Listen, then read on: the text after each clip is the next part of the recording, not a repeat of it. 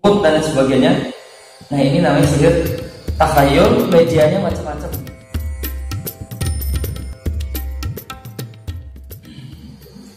Assalamualaikum warahmatullahi wabarakatuh. Waalaikumsalam warahmatullahi wabarakatuh. Kemarin terakhir kita sampai Al-Falaq pada firman Allah Subhanahu wa taala di ayat kedua dari akhir, "Min syarrin naffatsati fil 'uqad." Kalau kita terjemahkan dalam bahasa Indonesia, dan dari keburukan para perempuan-perempuan yang niup-niup fil 'uqad dalam ikatan-ikatan. Itu arti letter-letternya. Arti jadinya, dan dari keburukan para nenek-nenek sihir niup-niup yang tapi ada sedikit ludahnya.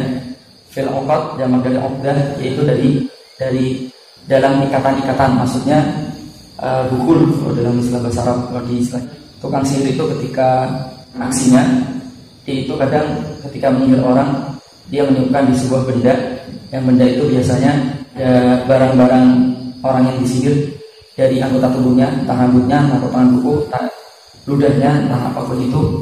Nah kadang sesuatu yang dipakai yang ada keringatnya. Nah ini terus ditiupkan ke sana. Kenapa nenek-nenek sihir bukan an-nafafun, an-nafafin atau kakek-kakek sihir? Allah ta'ala alam, karena memang umumnya tukang sihir itu perempuan. Satu.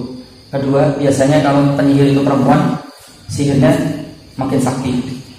Dikisahkan dalam kitab Adwa'ul Bayan yang kita belajar ini, yang ditulis oleh Syekh Muhammad Al-Amin Asy-Syinkiti, bahwa beliau mengatakan turunnya dua surat ini, Al-Falaq dan An-Nas, itu ada 14 perempuan anaknya Labid bin Al-A'sam yang menyihir Rasulullah SAW.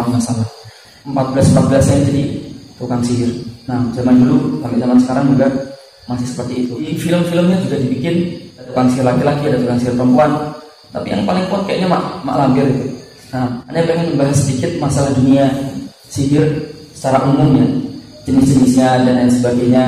Mungkin nanti sebagian nanti kita tahu, sebagian mungkin ilmu yang baru buat kita. Karena setelah tak baca itu ternyata ada hal yang tidak lazim, kita tidak tahu, belum pernah dengar mungkin. Biasanya orang-orang itu menyebut sihir di Indonesia ya dengan istilah ilmu. Nah dalam istilah-istilah dan dunia internasional, benua mana yang terkenal terkait sihirnya? Bapak-bapak, Afrika. Nah Afrika biasanya yang biasanya mayoritas bukan Muslim. Tapi kalau Afrika yang kulit-kulit putih itu biasanya semuanya itu Arab. Dari Maroko, dari Libya, dari Mesir, dan masih banyak lagi. Kita sering dengar ilmu putih dan ilmu hitam. Sebenarnya ada 3: ilmu putih, ilmu merah, ilmu hitam. Yang merah ini kadang disebut ilmu tengah nyebutnya. Ilmu putih ini ada beberapa santri yang disebut santri ya di pesantren lama dulu itu di Jawa Timur. Kalau ilmu putih nggak apa-apa. Ilmu putih kan tujuannya kebaikan dan sebagainya. Nanti kita akan bahas komentar ulama terkait dibagi-bagi itu ya. Kalau ilmu merah itu bisa dipakai kebaikan, bisa dipakai keburukan. Biasanya kadang ada Pak Kiai yang punya. Kalau ilmu putih yang punya banyak istilah mereka ya.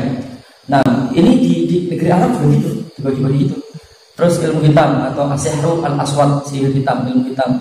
Nah ini tidak ada kebaikan sama sekali. Kerjanya untuk bikin orang dan sebagainya dan seterusnya. Kan tapi menurut para ulama, tiga-tiganya ini madhumah, tercela semua. Ini pakai wasilah setan semua. Makanya kadang ketika orang kena santet dan sebagainya datang ke, biasanya dukun itu pakai nama kiai. Dukun pakai nama kiai, Pak Kiai ini, Pak Kiai ini. Nah itu istilahnya ilmu putih, itu nggak apa-apa ilmu putih. Kadang dia juga pakai media sihir. Nah ini semuanya tidak boleh, buat jenis apapun nggak boleh. Pembagian sihir yang berdampak pada seorang itu dibagi-bagi juga. Pertama, at-takhayyul. At-takhayyul itu hanya bikin kita itu kayak berhalusinasi. Kalau mungkin kita pernah nonton film-film Cina gitu, dulu kan rame ya Mandarin itu. Jadi atau ninja komik-komiknya juga lah, komik-komiknya apa ya, Naruto mungkin ya. Jadi nyebut begini ya. Nah itu kan ada ilmu Naruto itu istilahnya apa ya, yang jadi orang tuh kayak nggak ngeliat apa-apa, kayak ada di dunia lain dan lain sebagainya. Kadang dibentangkan pemandangan indah, kadang dibikin gelap dan sebagainya. Itu takhayul. sedang gitu, nggak tinggi banget, itu kita masih sadar bisa ngeliat orangnya. Kita merasa udah salaman tapi tidak salaman. Biasanya sering kita jumpai di para pedagang misalnya kayak gitu. Nah kadang ada yang jahat itu disihir, jadi seolah kita ngeliatnya tutup, padahal dia buka. Sampai ada obrolan di belakang lu, kok kamu udah berhari-hari tutup? Enggak, saya buka. Jadi sepi akhirnya, puput dan sebagainya. Ini namanya sihir takhayul. Medianya macam-macam, ada lewat udara, terus al-ma'i pakai media air. Ini yang dipraktekkan oleh orang-orang Yahudi di zaman Rasulullah ketika dia Nabi dilempar ke air. Daerah apa ya, Semarang Indah kan itu ada bapak-bapak sudah almarhum, beliau itu pengusaha ekspor impor apa gitu. Karena gudangnya itu kan jarang dimasuki dan lain sebagainya, beliau ini kemasukan jin dari ujung kaki naik terus, dingin rasanya Ustaz, dingin. Jadi kalau tiba-tiba ujung kaki kita terasa dingin terus jalan-jalan, itu jin lagi masuknya, segera baca ayat kursi, insya Allah nanti berhenti menghilang. Nah masalahnya karena beliau ini Allah Ta'ala alam sebagaimana dikisahkan oleh orang sekitarnya, dukun. Terus kamu dia punya anak laki-laki ya? Iya. Tolong kukunya ambilin ya. Aduh, dikasihkan. Ini penuturan kedua orang tuanya ya. Jadi ketemu anak itu keadaan sudah datang dari sana, sudah sulit. Terus rumahnya dipaku pakai raja-raja gitu. Nah, ada yang bahas masalah yang air ini ya. Habis itu sebagaimana penuturan si bapak itu, terus anak di Pak Ustadz siapa itu dijambil-jambil, terus kemudian dilempar ke sungai. Kukunya tadi itu dimasukin botol, dilempar ke sungai. Padahal biasanya sihir-sihir itu ketika medianya sudah ketahuan, dibakar itu selesai. Nah, ada lagi yang pakai media an-nari, pakai api ya. Terus ada lagi yang at-turabi, turab pakai tanah ya, pakai media tanah. Nah, turabi ini cara kerjanya nanti dengan jambe-jambe tertentu terus ditanam di tanah. Orang yang walaupun nggak ada media rambut, media kita ditaruh di tanah yang kira-kira nanti kita melangkahi itu, jadi kena melangkahi. Nah ada sebuah pesantren ya di Indonesia lah, yang tahu banget karena dulu anda juga tinggal di sana. Di Pak Kiainya itu pas hari raya kurban, kepala sapinya itu tidak dikonsumsi, malah dijamah-jamah lagi gimana, terus ditanam di depan gapura pesantren. Masuk justru karena nanam ini malah ini datangkan jin. Dan pas beliau lagi sakit keras menjelang meninggal dan sebagainya, santri-santrinya itu kan ya deket-deket mana panjang ceritanya, ada udah mengingatkan ini segera diambil, dibakar dan sebagainya.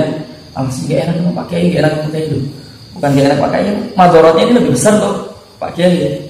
Yang berikutnya ngeri itu yang al-mu'athir fi aqlihi wa batinihi wa qalbihi, yang memang berimbas langsung, berdampak pada akal seseorang, tubuh seseorang, hati seseorang. Perut lembu misalnya, juga yang kita lihat di TV itu ya, di Kalimantan itu perut keluar kawat itu kan, diambilin. Kalau kayak gitu, maka cara mengobatinya dengan dua hal yang syar'i ya. Pertama ya dengan ruqyah, tapi ketika ada benda-benda itu ya segera diambil pakai proses dokter itu, dikeluarkan nanti itu. Karena ruqyah itu tidak bisa mengambil benda-benda seperti itu, nggak bisa. Seorang teman asli Blitar, tapi aneh ketemunya di Bogor. Itu menurut penuturan beliau, sekarang beliau punya pesantren bagus gratis. Bapaknya itu tukang sihir sakti. Ada yang datang ke rumahnya itu orang yang kena santet itu, akhirnya sama bapaknya diambil santetnya. Mungkin pakai jin ya, lumrah kayak gitu.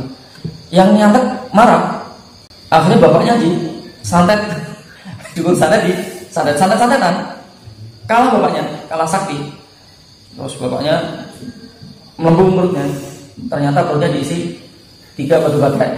Ternyata kakeknya itu dukun sakti. Wah itu turunan dukun ya. Akhirnya sama kakeknya diambil. Nah, tukang sihir yang lawannya tadi itu. Akhirnya kakeknya disantet. Kalah kakeknya meninggal. Terus bapaknya lagi disantet lagi. Ini cerita dia ya, cerita anaknya kan. Kalah lagi bapaknya, melembung lagi. Bibinya itu tukang santet. Akhirnya sama bibinya diambil. Oh, ini bibinya diserang. Meninggal bibinya, akhirnya tinggal bapaknya sendirian. Ini dibawa rumah sakit. Bapaknya itu pas 3 batu baterai, di ronsen dan lain sebagainya. Dokter ya bingung. Ini cara nyelamnya gimana? Nah, akhirnya terus meninggal.